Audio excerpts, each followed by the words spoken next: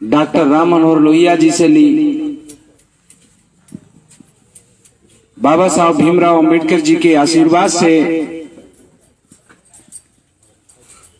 और मैं उस समय जब पढ़ रहा था, उस समय की सरकार थी आदरणीय नेताजी माननीय मुलायम सिंह यादव जी की।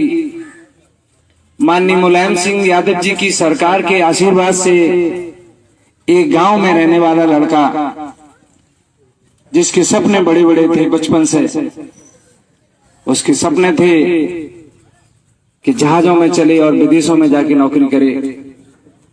आदरणीय नेताजी के आशीर्वाद से, बाबा साहब भीमराव अंबेडकर और डॉक्टर राम मनोहर लोहिया जी के आशीर्वाद से वो मेरा सपना पूरा हुआ।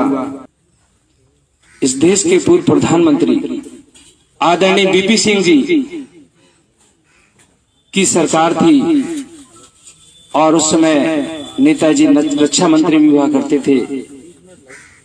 और उत्तर प्रदेश में मंडल कमीशन की जब पूरे भारत देश में मंडल कमीशन लागू हुआ तो उत्तर प्रदेश के साथ, उत्तर प्रदेश में सरकार समाजवादी पार्टी की थी और समाजवादी पार्टी की सरकार ने आरक्षण को, जैसे मैं चूंकि डॉक्टर हूं तो मैं डॉक्टर की बात कर देता हूं, सारी जगह आरक्षण लागू किया।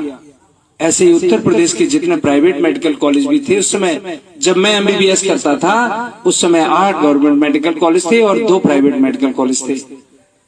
आदरणीय नेताजी ने उस समय आरक्षण एमबीबीएस में लागू किया, इंजीनियरिंग में लागू किया, एसडीएम की परीक्षा में लागू किया, आईएएस और पीसीएस सब में लागू किया। और उस आरक्षण की दम पर हमारे पिछड़े समाज के बच्चे, हमारे पिछड़े समाज के बच्चे, दलित समाज के बच्चे उस आरक्षण के दम पर बड़ी बड़ी मेडिकल कॉलेज में पहुंचने लगे, इंजीनियरिंग कॉलेज में पहुंचने लगे, एसडीएम बनने लगे, कलेक्टर और डीएम बनने लगे। और ये बात जो वर्तमान में, जो आज भारत देश में जो स्थिति बनी है, उनको ये बिल्कुल भी पसंद नहीं है कि एक गरीब का बेटा कलेक्टर की कुर्सी पर बैठने का काम करे, एक गरीब का बेटा डॉक्टर बनने का काम करे। ये बिल्कुल भी पसंद नहीं है।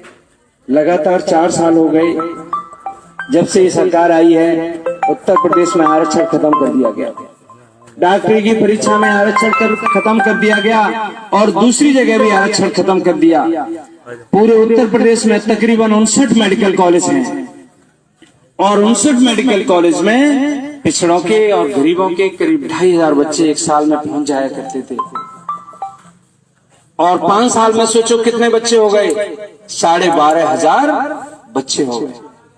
अगर डॉक्टर नवल किशोर जैसे 12,500 डॉक्टर पूरे उत्तर प्रदेश में बन जाते तो मुझे लगता है कि कैंसर का एकदम सफाया हो जाता।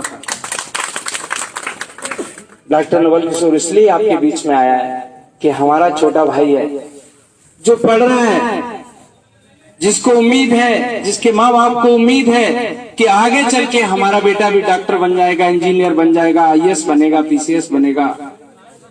लेकिन मैं बता देना चाह रहा हूं, मैं चूंकि इसलिए बन गया, उस समय आदरणीय नेताजी की सरकार थी और नेताजी की सरकार में नेताजी को ये चिंता थी कि गरीब का बेटा भी डॉक्टर बने। और वर्तमान की सरकार है, उसको क्या चिंता है? मैं आपसे पूछना चाहता हूं, वर्तमान की सरकार क्या चाहती है? और आप हमसे जुड़े रहने के लिए सब्सक्राइब करें YouTube पर, फॉलो करें ट्विटर पर और